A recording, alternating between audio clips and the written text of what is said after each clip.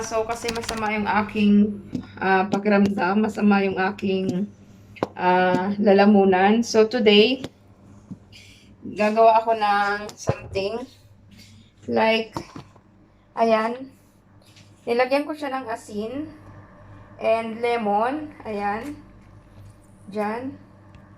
And then, paiinit ko siya sa stove. So, painit natin siya sa stove. Ayan. So, may maliit ako dito sa gitna. Painit ko siya sa stove, then inumin ko.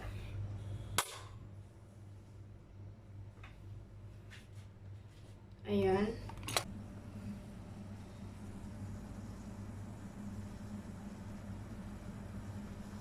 So, ayan yung yung bali, asin na may lemon. Painit lang natin sa kalan. Then, iinumin ko siya yung kayang init lang. And, tingnan ko kung maano kasi lalamunan ko yung pagising ko yung parang ubobok. Ayan, so kumukulo siya. Ayan, kumulo na. So, mga loves, tanggalin na natin. Ayan, mainit na siya.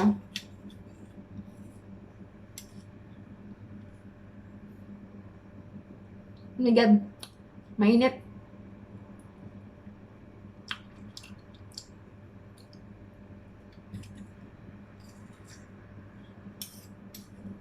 Hindi kayo mapaso, lalamunan ko pa.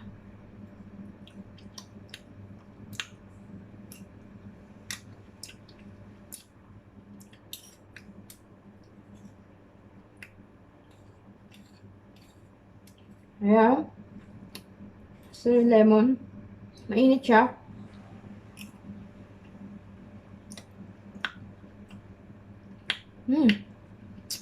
Masarap. Maasim. May asin-asin pa yan, oh.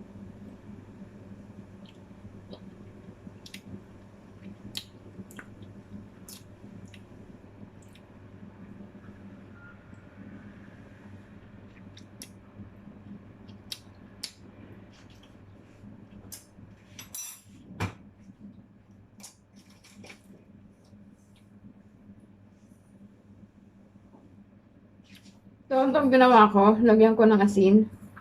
Oof. Tapos, damihan pa natin ng lemon.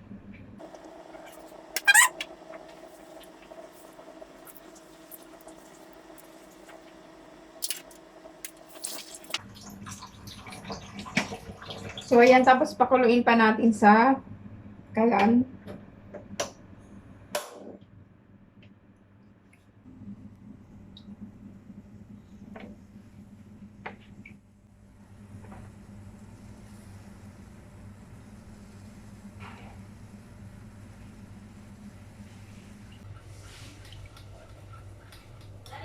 Oh.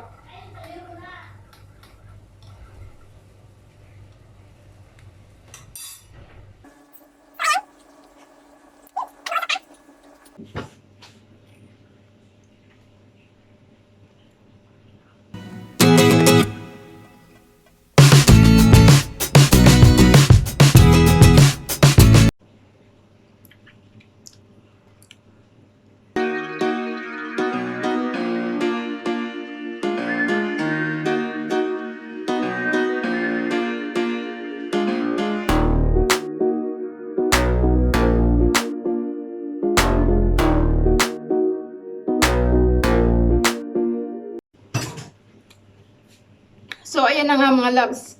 Tingnan ko kung sana okay na to bukas para makapasok na ako. Ayun. See you a bit.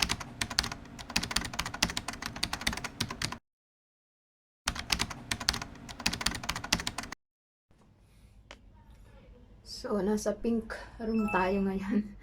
So, good morning! Good morning mga loves. It's me, Clani, and welcome back to our channel. Today, I'm on leave. I'm from ilang days na ngayon is Monday, Tuesday, Wednesday, and now is Thursday, April 30, if I am not mistaken. May nakikisali here. Hi. Ayan, so actually dito kasi pag nilagnat ka lalo na sa trabaho, pag nilagnat ka o nagkaubo ka ng konti, iisipin nila meron ka ng ganong sakit. So normally naman gano'n 'no, pag yung sa kahit sa public na medyo umubo ka, iiwasan ka nila. Parang yun ba, iilag ng konti sa'yo pag medyo umubo ka lang, tapos na maririnig pa nila na nilalagnat ka, 'di ba? So it's a big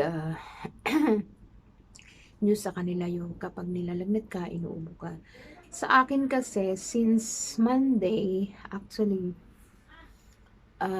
nilalagnat na ako is light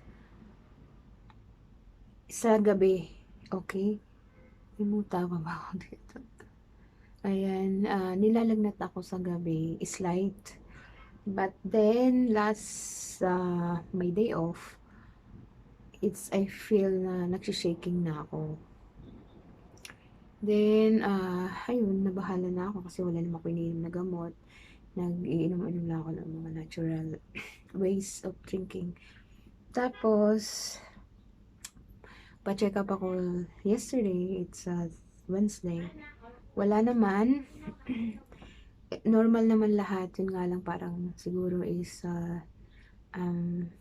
tired or pagod lang. Kasi actually, ito pa yung unang kwento noon, before ako magkalagnat, before sumakit yung ulo ko. The thing is, unang-unang sakit ng ulo ko talaga.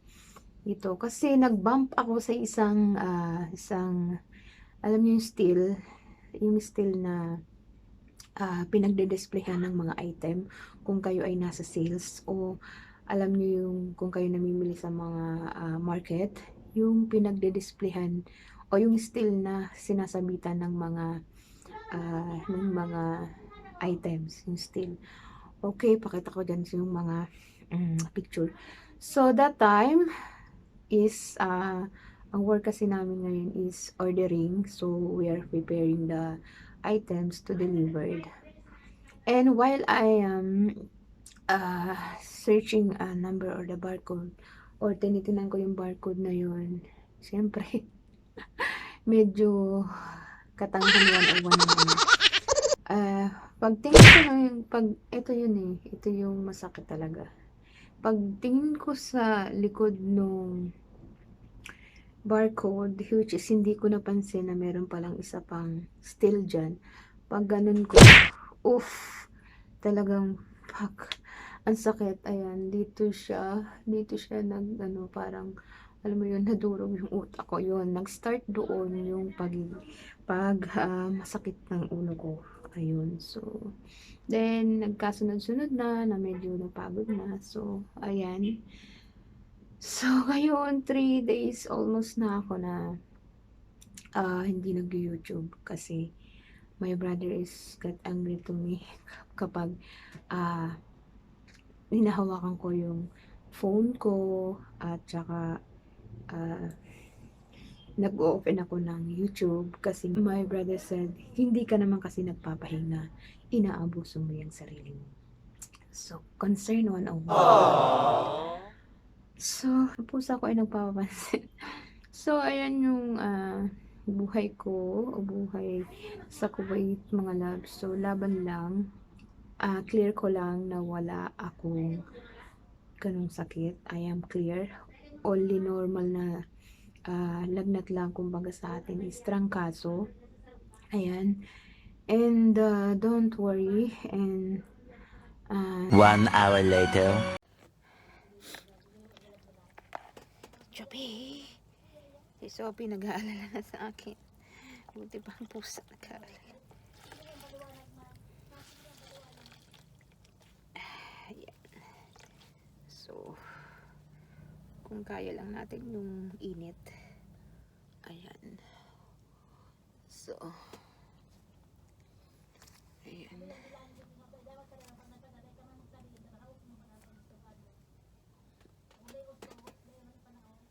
Sophie, you want like this?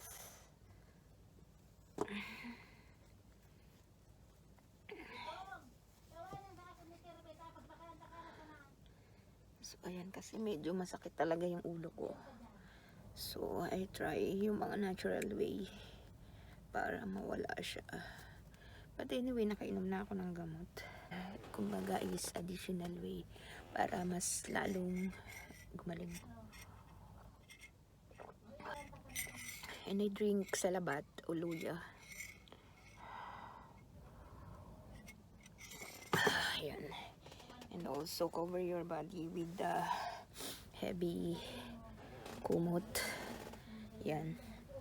Pag nilalamig talaga ako ng todo, nagdodoble o tatlong kumot yung naikukover ko sa katawan ko. So, ayan yung ganap natin for today. It's a second day ng di ko pagpasok sa work. Hopefully after 3 days ay okay na ako, back to normal, maka-work na ng maayos. Ayan, alcohol yan, tsaka may hot water.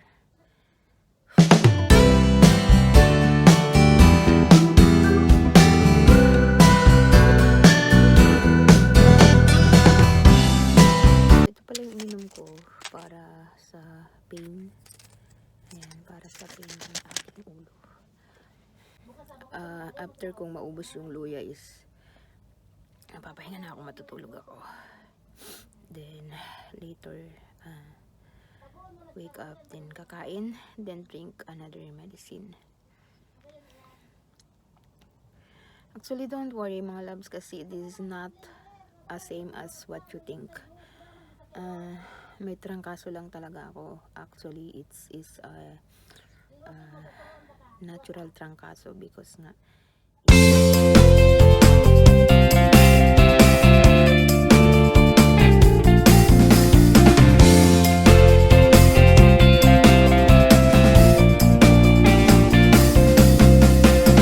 actually nagpa-check up na naman ako and I'm not positive, okay?